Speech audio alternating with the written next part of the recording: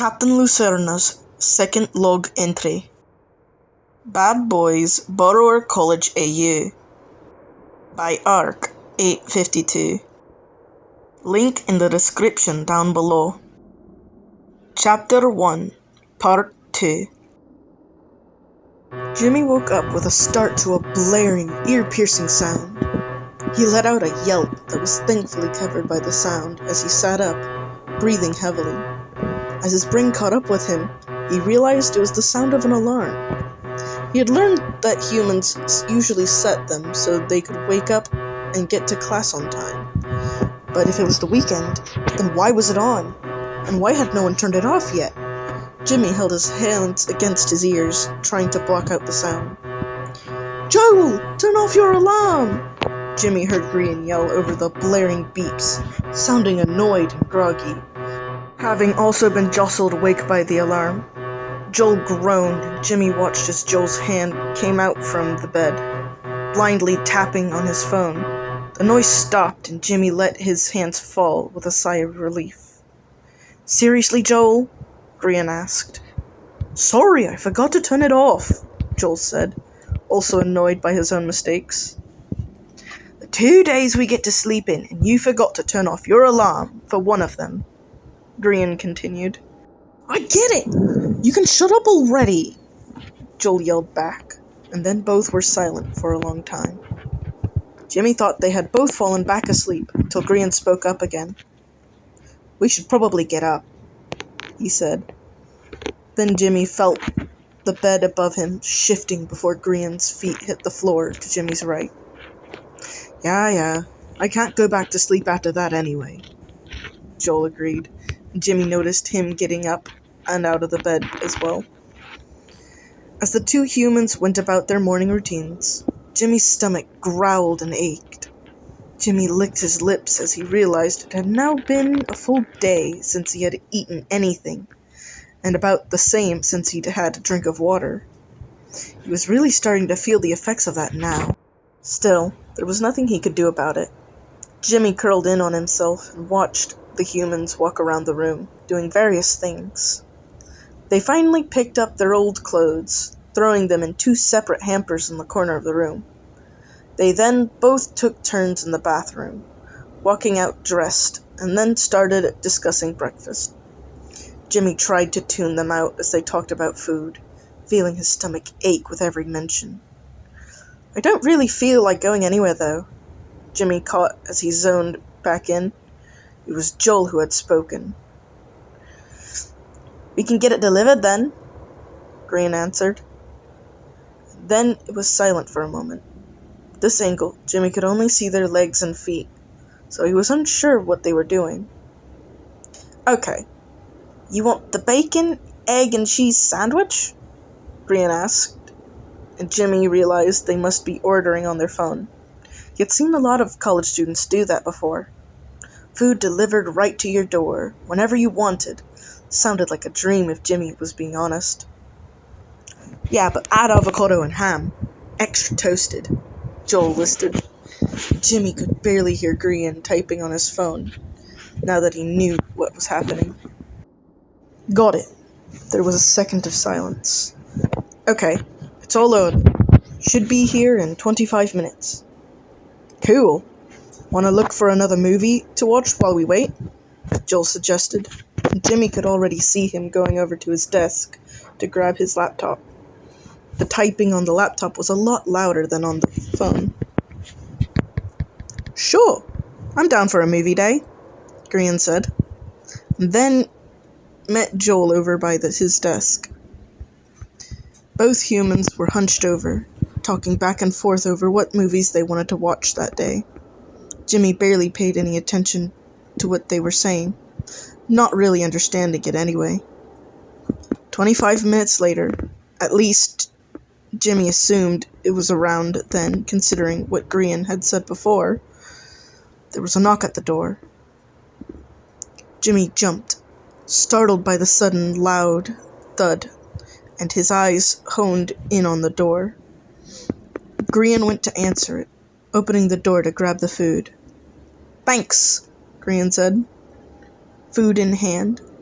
then shut the door as the delivery driver started to walk away.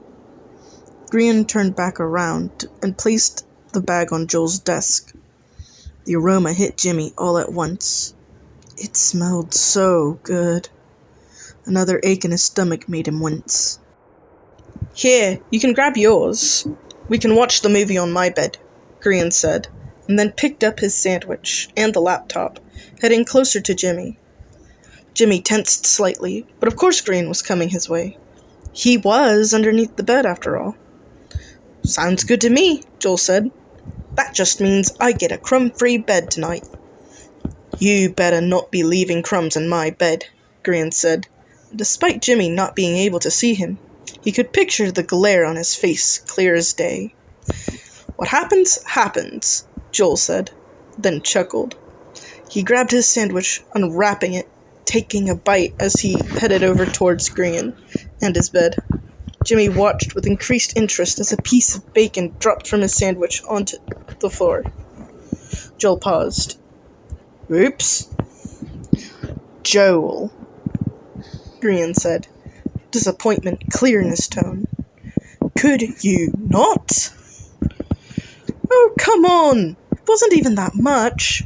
Joel continued walking, getting into the bed on the opposite side Grian did. "You're not even going to pick it up?" Grian asked incredulously. I'll do it later," Joel said, muffled from a bite of food. "Unbelievable," Grian said, but didn't get up himself to go pick it up either. Instead, Jimmy heard the start of the movie going as the two humans got comfortable and ate their food. Jimmy was barely paying any attention to them, though. All his focus was on that small sliver of bacon that had fallen from Joel's sandwich. He licked at his dry lips, wanting nothing more than to run out there and grab it. But he couldn't. Not yet, at least. Grian and Joel had just barely started their movie. They could still not be fully engrossed into it yet. But also, he couldn't wait until they went to bed either. He was sure the bacon piece would be picked up and thrown away as soon as they were done. Jimmy couldn't let that happen, though. He needed to eat. He also needed water, but that was something he would have to try for later on. Maybe he could try and get into the bathroom and up to the sink later tonight. He shook his head. He needed to focus on what was in front of him first. That piece of food was threatening to disappear if Jimmy didn't act fast enough. If Jimmy waited just a bit longer, he could run out quickly and grab it before either human had a chance to look up. And hopefully, if they tried to look for it and saw it was missing, they would assume that they had accidentally kicked it away. It was his best option, and his only one at this point. He really needed to eat, so he would have to take the risk. He waited until Grian and Joel were halfway into their second movie. The humans had already finished eating and had tossed their trash onto Grian's side table, not wanting to get up to throw it away yet. They seemed completely engrossed into the movie, at least as far as Jimmy could tell. If he was going to do this, now would be the time. Jimmy took a deep breath and got closer to the edge of the bed, but not quite going out into the open yet. He heard the movie playing in the background, the humans themselves quiet as they watched. He eyed the bacon halfway across the room, and then, without any more hesitation, Jimmy quickly, and as quietly as he could, took off. He darted across the room, making it in less than a minute. He quickly picked up the piece of bacon, holding his prize close to his chest. He was about to turn around and head back to under the bed when suddenly he heard one of the humans gasp. Jimmy tensed, but tried to keep his nerves calm. The humans were watching a movie after all. They could just be reacting to that. Hopefully. Unfortunately, that did not seem to be the case. "What is that?" one of them spoke. Jimmy didn't care to distinguish who it was, too busy feeling his nerves spike as he realized they had seen him. Jimmy dropped the bacon and ran toward Joel's bed. not wanting to risk trying to get back under Green's. As soon as he had moved, he heard the humans shout something and jump off the bed, their movie paused and all but forgotten. Jimmy could feel the thuds of the human feet as they followed him, but thankfully Jimmy had a head start. He was able to reach underneath the bed before either human could catch up to him. He went all the way up to the back wall, pressing himself against it as he looked at the legs and feet of the humans only a few feet away from him. His breaths were rapid, his eyes were blown wide as he realized just how dire of a situation he was in. He might have managed to get under the bed in time, but he was far from safe. The humans had appeared to pause for a second as soon as Jimmy disappeared underneath the bed. "Was that some sort of mouse?" Joel asked, though unsure his tone was enough to tell that he already knew the answer to that question was a resounding no. Still, Green answered. "That was definitely not a mouse," Green said, breath slightly heavy at the sudden excitement. It looked like a tiny person." "Okay, so I wasn't just seeing things then. Good to know," Joel said. "A tiny person." Suddenly, without warning, Green's knees hit the floor. He twisted his body so he could peer underneath the bed. His eyes scanned the area. Jimmy felt himself freeze, a shiver running down his spine as he met eyes with the human. The human's eyes widened, filled with shock and awe. "There it is!" Green practically whispered, the shock also clear in his tone. It really is a tiny person." "Really?" Jimmy heard Joel say, but he tried his best to block it all out. Jimmy wanted nothing more than to just not be here. He was trapped, not just underneath the bed, but between a wall and a pair of humans, but in the entire room itself. Even if he managed to hide again, which was close to looking to impossible now, he was sure the two humans would tear the entire room apart looking for him, and they would find him because he was trapped. Jimmy was suddenly finding it very hard to breathe. His worst fear was coming true, and there was nothing he could do to stop it. He pressed further into the wall, trying to ground himself, trying to forget for just a moment that there were a pair of human eyes on him, just long enough to try and catch his breath. Unfortunately, this meant he wasn't paying any attention to what the humans were doing. Suddenly, he heard a noise of strain and foolishly looked back towards the human, only to merely jump out of his own skin as a hand started to reach for him. Jimmy yelped, wishing for all the world that he would just melt into the wall. But thankfully, it seemed Jimmy was safer now, as the hand only got about halfway underneath the bed before it stopped. They couldn't reach him. Small victories. "I can't reach it," Green said with a grunt. And then the hand retreated after a moment, once again leaving a clear view of Green's face. The human bit his lip. "Hey, it's okay. You can come out now," Green said, speaking to Jimmy for the first time. "Come on, little guy." Jimmy didn't so much as move a muscle, let alone answer. Like he would just walk right up to the human. He must think that he was an idiot, or something. Jimmy realized as soon as the thought entered his mind that they probably did. Maybe not in those simple terms, but were they even aware he could understand them? Humans always looked down on his kind, not quite seeing them as people. And based on the condescending tone Green just used, it wasn't hard to see that what's happening here. Green tried reaching for him again. Jimmy couldn't help the small whimper that escaped him. He knew Green couldn't reach him from here, but he couldn't help but keep his eyes on the hand trying, afraid that if he were to tear them away, somehow the hand would grab him. Unfortunately, he was so focused on Green that he had forgotten about Joel. Jimmy's attention jumped to the legs of the bed, which were suddenly moving forward. Jimmy frowned, his scrambled, fear-filled brain trying to make sense of what was happening. The darkness lit up as the bed moved, revealing lights above. Jimmy looked up in confused fear, his eyes darting back and forth between the new opening and Grian.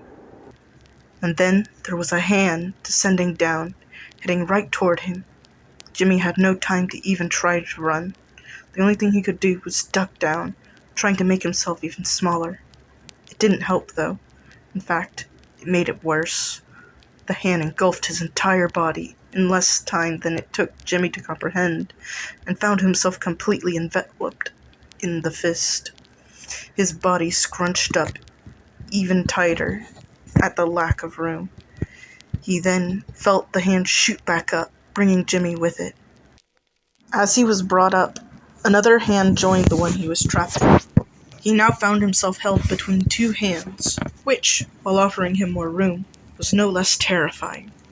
Jimmy struggled within the hand's confines, kicking away at the fingers that were larger than his entire body. They didn't so much as budge, though. His efforts and struggles all for nothing. His breath came out in short pants as he realized he had been well and truly caught. "I got it!" he heard Joel exclaim, much too close and far too loud. Jimmy flinched away, but there was really no point when he was literally in the human's hands. He was already much closer than he had ever wanted to be to a human. "Nice work, Joel," Grian said. Jimmy heard some shuffling. He could only assume Grian was standing back up. Jimmy closed his eyes. He could imagine the two humans, both surrounding him and staring down at where he was still hidden from view within Joel's cupped hands. Looks of awe and curiosity, faces full of smirks and grins. He wouldn't have to imagine for too long. He opened his eyes back up just in time to see a small gap start to open in Joel's hands. Jimmy tensed up even more and couldn't help the yelp as fingers parted ways to reveal a giant eye. Jimmy backed away as much as he could in the cramped space. But while it put distance between him and the eye, it only put him closer to the curve of Joel's hand. He froze, doing his best to stay in the center of the hand, to avoid contact. The eye was wide as it took him in before it left, and the gap closed quickly back up. "This is so weird," Joel said, trailing off. "I can't believe this is real. It doesn't even look like there could be anything in your hands," Gran said, his voice in awe. "Oh, he's definitely in there," Joel said, with a slight unbelieving chuckle. Jimmy weakly tried to kick at the walls of flesh again, despite knowing it wouldn't do anything. "This is so weird. I can feel his tiny legs kicking me." "Okay, well, come on. Open up. I want to see," he said.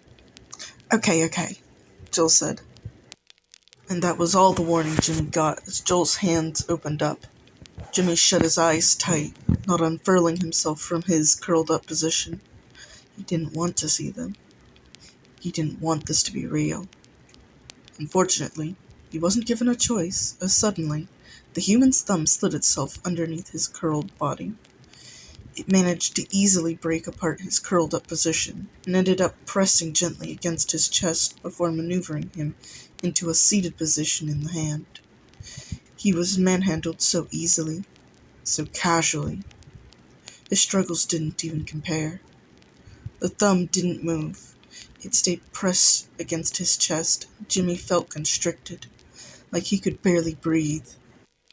Even though he knew the pressure wasn't enough to block any air, the panic was doing a good enough job of that anyway. Wow, his heartbeat is going crazy, Joel commented, able to feel Jimmy's pulse under the pad of his thumb. The human's voice pulled Jimmy's eyes up in that direction and Well, it was exactly how he had imagined it.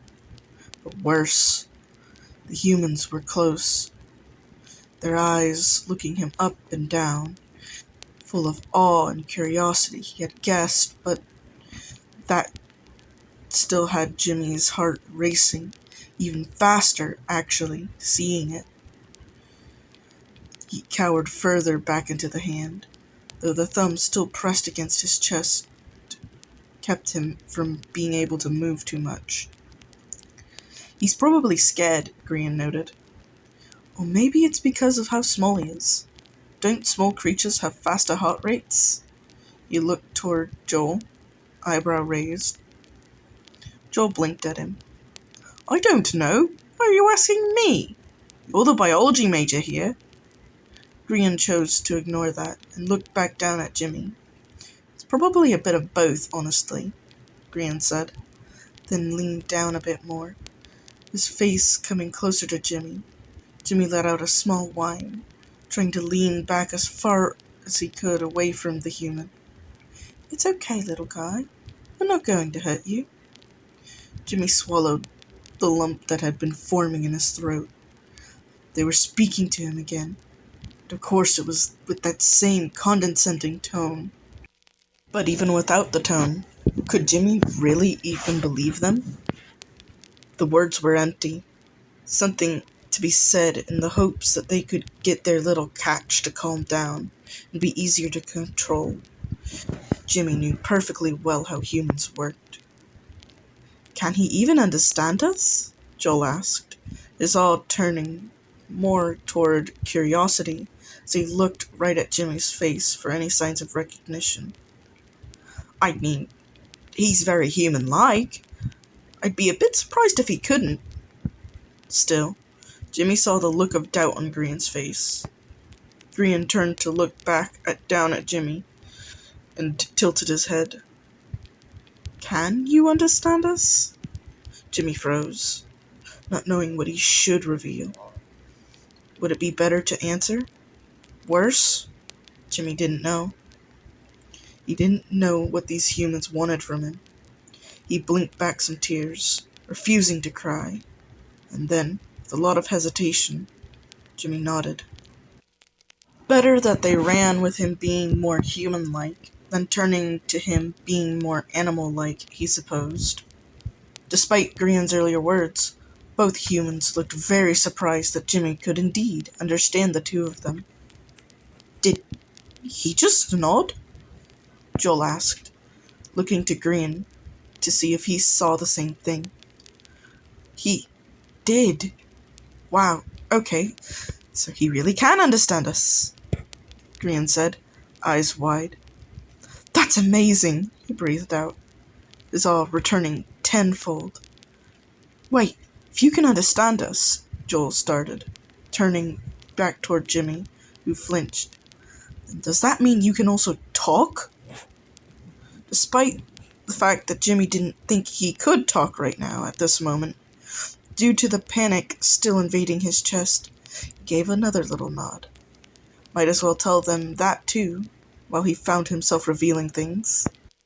It wasn't like it was a huge leap anyway, from being able to understand them to also being able to talk. He watched as Joel grinned at his nod, an excitement in his eyes that had Jimmy's nerves feel like they were on fire. Well, you have to say something now. Don't leave us in suspense. Again, Jimmy didn't think he could, even if he wanted to. The pressure in his chest was starting to become uncomfortable now, and if he opened his mouth to even try, he feared no words would come out. He shook his head and looked away, not knowing how they would react to him denying them something. Turns out, the reaction was a pout from Joel. Oh, come on! You can't tell us you can talk and then not. Joel reached out with his free hand and poked Jimmy in the side. Jimmy flinched back, his eyes wide as he watched as the hand stayed close, as if ready to attack again. Might think you're lying to us.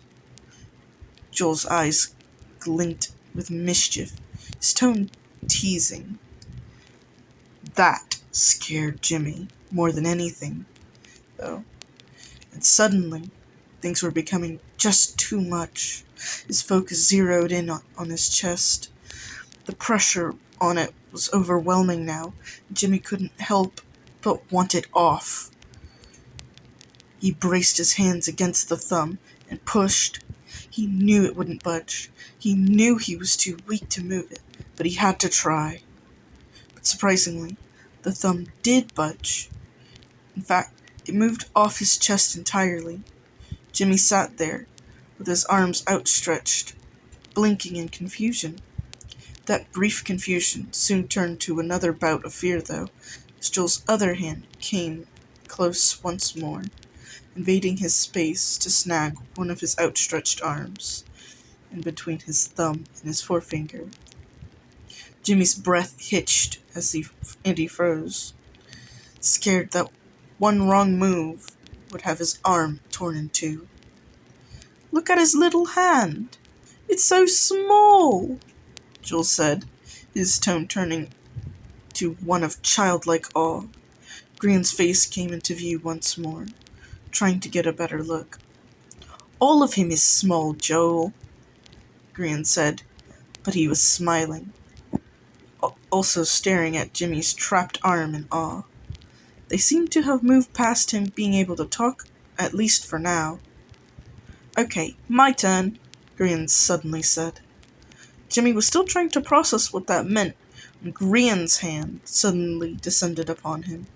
His arm was dropped as Joel's hand moved out of the way, making room for Grian to pinch Jimmy on his sides with his two fingers, lifting him up and away from Joel's palm. Jimmy kicked his feet, panic overtaking him as he looked down at the size of the drop. He had never had a problem with heights before, but now, held so carelessly between pinched fingers, he was scared he would slip from the hold and drop below, a drop that would surely kill him. Fortunately, he was not pinched in the hold for long. Instead, transferred over and placed down on Grian's palm.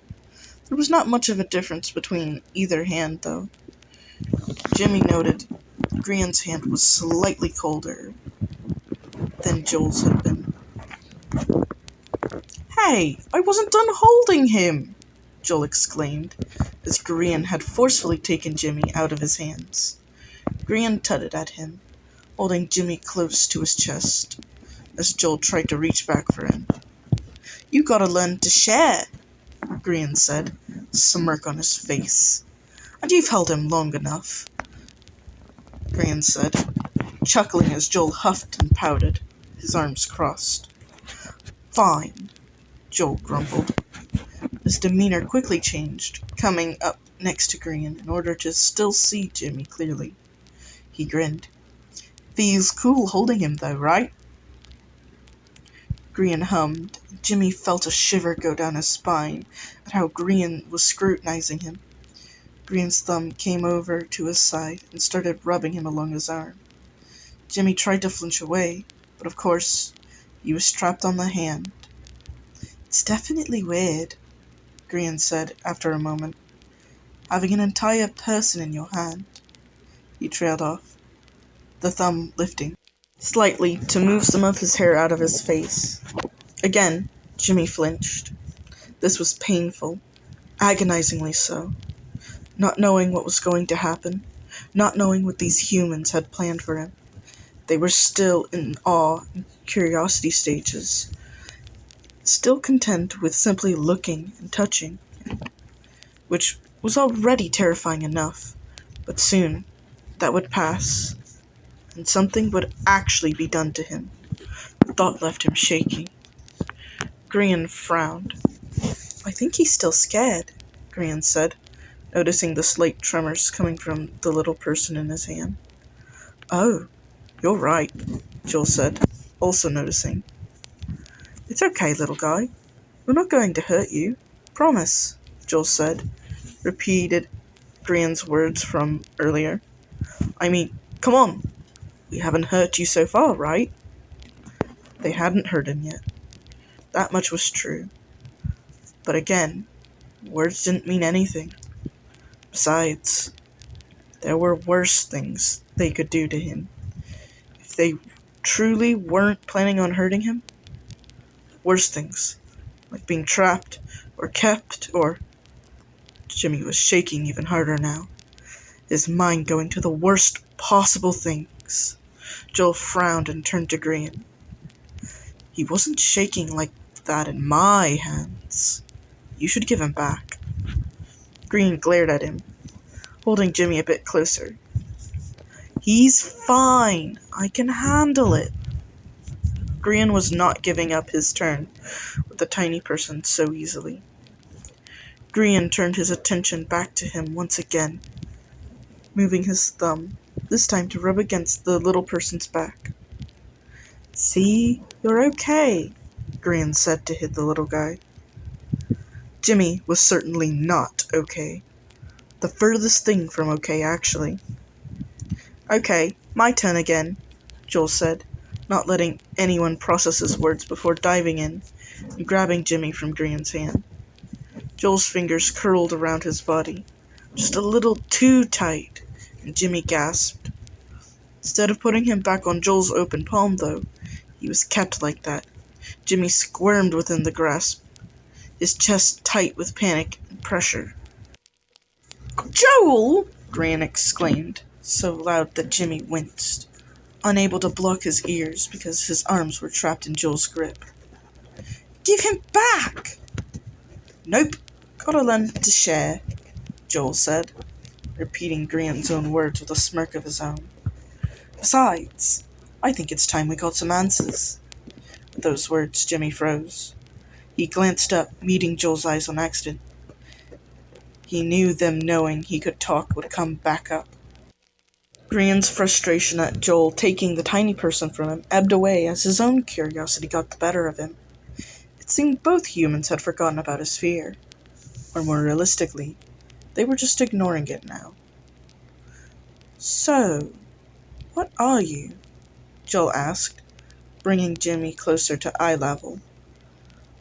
Both humans were looking at him again. Not that they had ever stopped, but now they were really looking. Like, despite asking the question, they were still trying to figure it out for themselves. Jimmy shifted, at least as much as he could, in the grip. What would they do if he didn't answer? Would the grip around him grow tighter? Would they take back their words of not hurting him? Jimmy didn't want to find out, but his throat still felt blocked from the fear. I... He tried, his voice shaky, and his words stuttering. Grian and Joel leaned in even closer, eyes wide with awe. "He really can speak," Jimmy muttered, despite the fact that Jimmy had only managed to say the same one word 3 times. The hand finally opened up around him, and he all but fell into Joel's palm. There was no sense of relief for Jimmy, though. "Come on, what are you?" Joel asked once more, pressing him to try and speak again. Jimmy tried his best to swallow the lump in his throat. I'm a borrower," he finally forced out, not meeting their eyes. Joel blinked, having gotten his answer, not knowing what that meant. "A what?" Joel asked, feeling confused. He wasn't sure what he had expected, but it definitely wasn't that. Grian hummed, looking like he was deep in thought for a moment, the name triggering something deep in his mind. "Why does that sound familiar?" he muttered to himself. Joel turned to look at him, raising an eyebrow. "Huh?" he asked Grian. Grian just shook his head. "Nothing. Not important." Grian turned his attention back to what was apparently a borrower. "So, what does that mean? What's a borrower?" Grian asked. Jimmy winced, but he had known simply saying what he was wouldn't be enough for them. "I'm like you, just smaller. We, borrow things from humans in order to survive." Though it was easier to talk now, the panic had not lessened at all. He refused to look up at them as he spoke, afraid the words would catch in his throat again if he did. "I've never heard of anything like that before," Joel commented, and looked to Grian, who only gave a shrug in response. Joel grinned as he turned back towards the borrower, poking him in the side again. "Although, based on what you described, sounds more like you're a little thief instead." Jimmy tensed. Joel unknowingly hit a sore spot for Jimmy and his kind. Before he could stop himself, the words flowed. "We don't steal. We just take what you wouldn't miss." Jimmy bit back, then shot a hand over his mouth when he realized what he had said. But instead of being angry, Joel let out a surprised laugh. "Oh, so the borrower can talk back now, huh?" Joel grinned, and Jimmy felt deep fear settling in his gut. "That's so cute." Shame rose up and showed on Jimmy's cheeks. The condescending tone was starting to grate on his nerves. "I still think that counts as stealing," Grian also chimed in, and then reached over once again, plucked Jimmy off Joel's hands. Jimmy yelped, Joel startled, turning to glare at Grian. "Okay, no, that was still definitely my turn that time," Joel said, his tone frustrated. Before Jimmy could even fully sit down on Grian's palm, Joel was grabbing at him again. "Joel, seriously, I want to hold him too," Grian said. Eyes narrowed, and then reached his hand to grab for Jimmy again. Joel pulled his hand back, jostling Jimmy and making him feel dizzy. "You're going to actually hurt him if you keep grabbing him and moving him around like that." "Hey, you're the one who grabbed him first," Joel yelled. Jimmy placed his hands over his ears. Their voices too loud, too much. Everything was too much. Their voices, their touches, their anger. They didn't see him as a person, just as an object. Something to argue over. Something to keep a look at. And... "Stop!" he yelled. Both humans froze.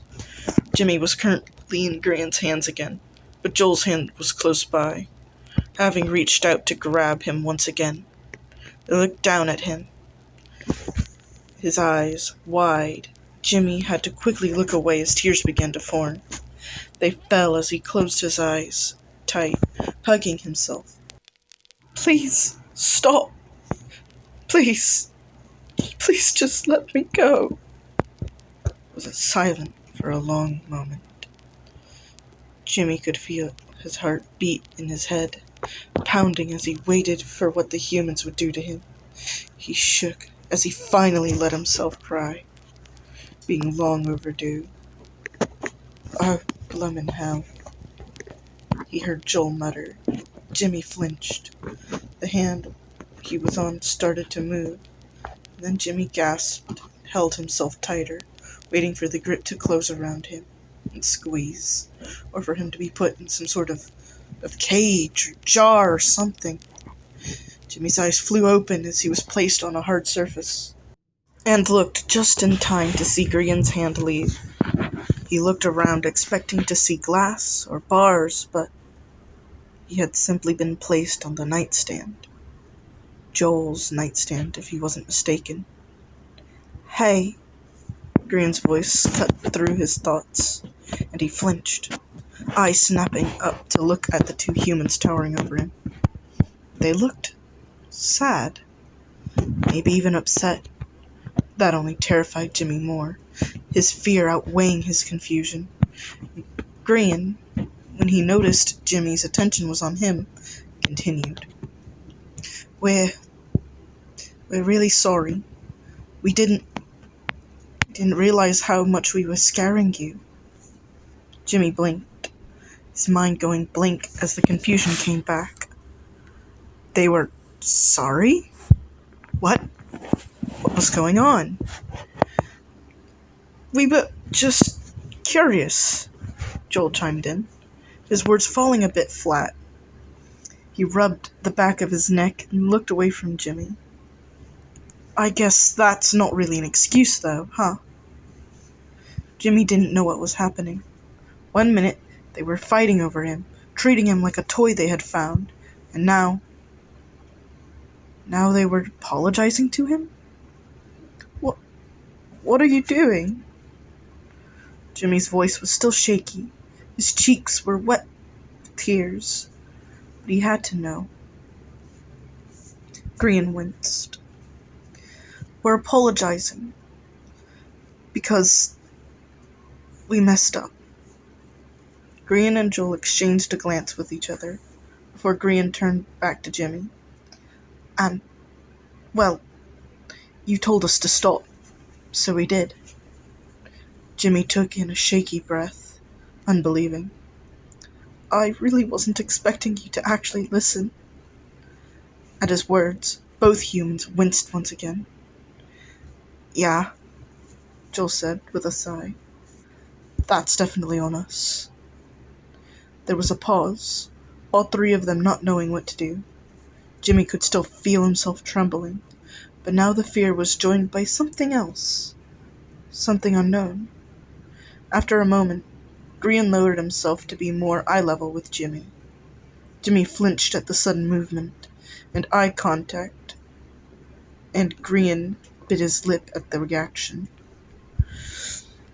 I know it's not much, but we're really sorry. We're not going to hurt you, and we're not going to grab you again, Grian said, his voice far softer than Jimmy had ever heard it. We definitely went about this all wrong, Grian said with a slight, self-depreciating laugh. Really wrong. We're idiots, Joel said, his tone also self-depreciating. Grabbing you, fighting over you. We were treating you like a bloomin'... I don't know, but we weren't treating you like a person. Grian nodded in agreement. Jimmy's eyes widened at their words. Could they really be... But that didn't make any sense. Humans weren't like that, right? They acted like Grian and Joel had before. Not like this. Hey, Grian said again, getting Jimmy's attention. His smile was small, not quite meeting his eyes, and his voice low. We should have asked this first, but... What's your name? Jimmy felt his throat close up at how much he wanted to cry again. No one had asked him his name in years. Of course, this was also his first time talking to anyone in just as long. But the sentiment was still there, especially to be asked his name by a human. Things had really taken a 180 here. Jimmy, he managed to get out. It felt weird to say his name out loud. It's good to meet you, Jimmy, Grian said. And if it was weird to hear his own voice say his name, it was definitely weird hearing it coming out of a human's mouth. I'm Grian. This is Joel. I know, Jimmy said, and then hunched in on himself when he realized what he had said. But the humans didn't appear angry, just confused.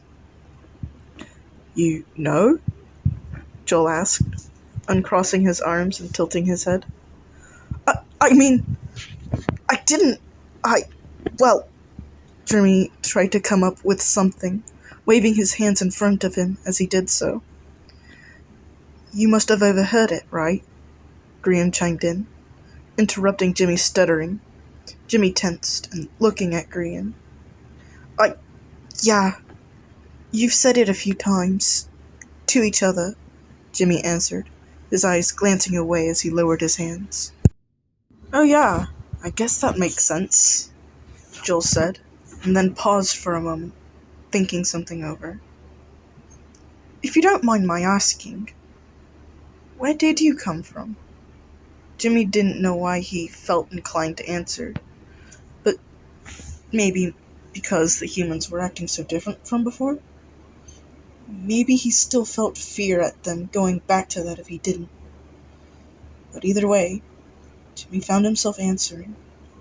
I live in the walls of this building, Joel hummed. I guess That makes sense.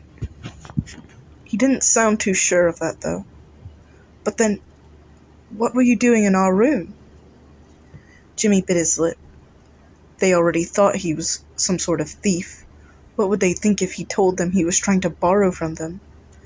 Would they be mad? Grian frowned at Joel's question, wondering the same thing. But as Jimmy didn't seem keen on answering, Grian decided to go back and walk through everything that had happened. They first saw Jimmy in the middle of the room, and when he ran, Grian swears he remembers him dropping something. Grian stood back up and looked behind him towards the floor.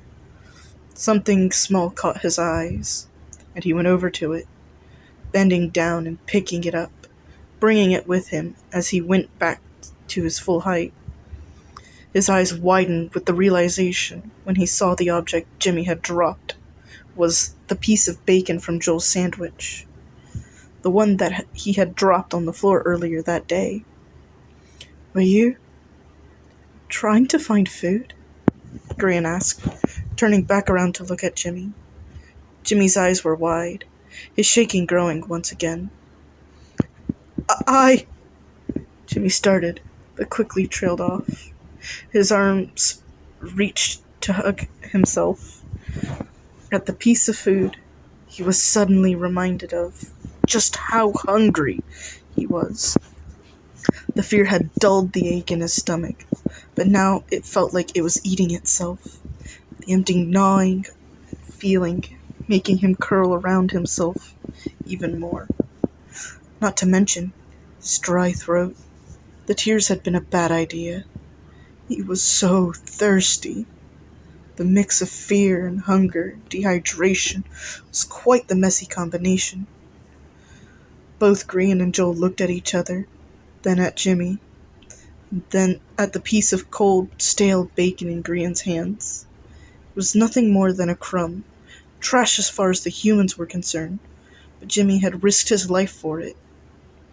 Oh, for goodness sake, Joel muttered to himself. Jimmy bit his lip, eyes not leaving the piece of bacon pinched between Grian's fingers.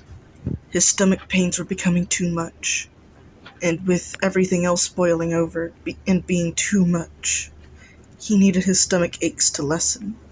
He needed something to lessen, and his hunger looked to be his best option right now. He swallowed thickly and glanced back up at the humans, hoping they wouldn't be mad. Can I have it? Please? He forced himself to ask, trying to ignore the shame he felt creeping at him again. Something in Grian and Joel broke at that. To be so hungry that you would take the trash left on the floor was awful. Not to mention how scared Jimmy was still of them. To ask them despite his fear was telling, that was for sure. The two humans looked at each other for a long moment, and an understanding passed over them. They nodded, knowing what they had to do. Grian turned back to Jimmy, keeping his tone as soft as possible. No. Jimmy's breath hitched, and the arms around his midsection tightened. Of course it was going to be a no. Of course! He shouldn't have asked. Now they knew how desperate he was. They could take advantage of that now. Hey! Grian's voice cut him out of those thoughts, and Jimmy looked at him. It's not what you think. It's just... Grian looked to Joel, who nodded. We think we have a better idea. Thank you all for watching. Hope you have a wonderful day/night.